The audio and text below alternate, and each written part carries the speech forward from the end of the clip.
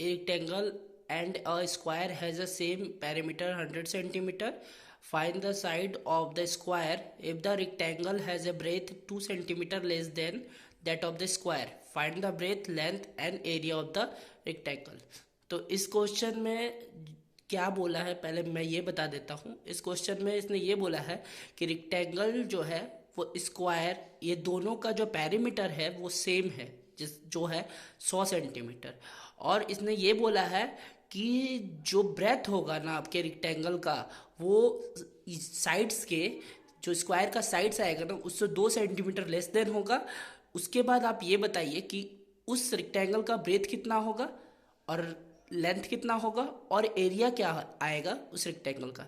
तो चलिए इस क्वेश्चन को, ये जितना पढ़ने में टफ लगता है उतना बनाने में आसान है, इस क्वेश्चन को हल करते हैं।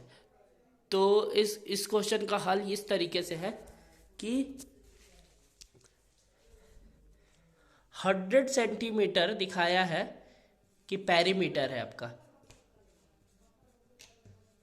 पेरीमीटर ऑफ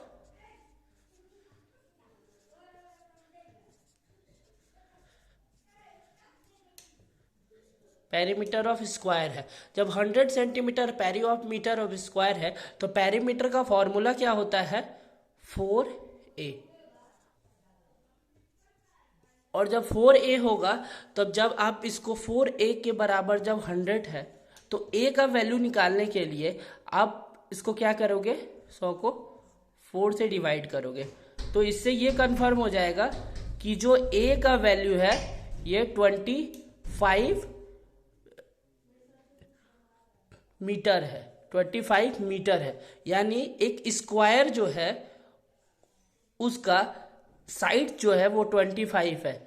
तो ये इससे ये कंफर्म हो गया, देखिए सेंटीमीटर ये, ठीक है, सेंटीमीटर है। तो इससे ये कंफर्म हो गया कि 25 सेंटीमीटर जो है वो साइड्स ऑफ स्क्वायर है, ठीक है।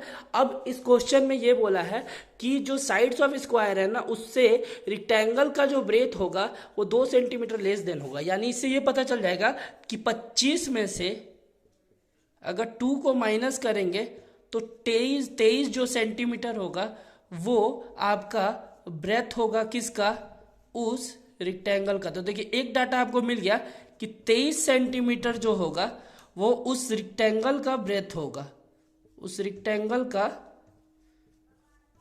ब्रेथ होगा, ठीक है, उस रेक्टेंगल का ब्रेथ होगा। तो अब आपसे इस रेक्टेंगल का ब्रेथ निकालकर इस क्वेश्चन को पूछा जा सकता है कि देखिए आपके पास तो ब्रेथ आ गया, तो आप बस पेरीमीटर के फॉर्मूला में पुट कर दीजिए इसको कि पेरीमीटर का फॉर्मूला क्या होता है 2l प्लस में b, जो हमको दिया हुआ है 100 के बराबर में। तो हमारे पास 2b है, l प्लस बी के जगह में हमारे पास b का डाटा दिया हुआ है, l निकालना है हमें। और 100 से जैसे ही हम इसको बराबर करेंगे तो ये इसके जगह में आ जाएगा 2l प्लस b के जगह में जो हमारा डाटा था उसको हम डाल देते हैं यहाँ पे 23। तो 23 इंटू 2 50, 3 दूनी 6 और 2 दूनी 4, 46 है ना, 46 बराबर ये हो गया 100, ठीक है। अब ये जो 46 आया है ये इस तरफ आ जाएगा, तो ये यहां सॉल्व होके आएगा कि 2l बराबर 100 माइनस 46 बराबर 2l बराबर 100 माइनस 46 जो होता है आपका 54 होगा। क्या होगा 54।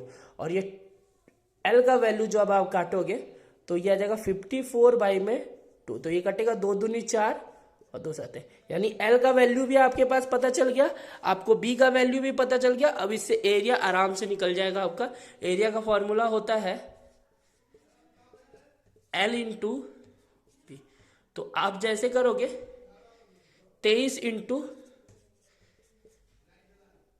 27 बराबर, तो जैसे 23 इंटू 27 करोगे तो जो भी आएगा वो सेंटीमीटर स्क्वायर कर दीजिएगा, वही आ जाएगा आपका एरिया।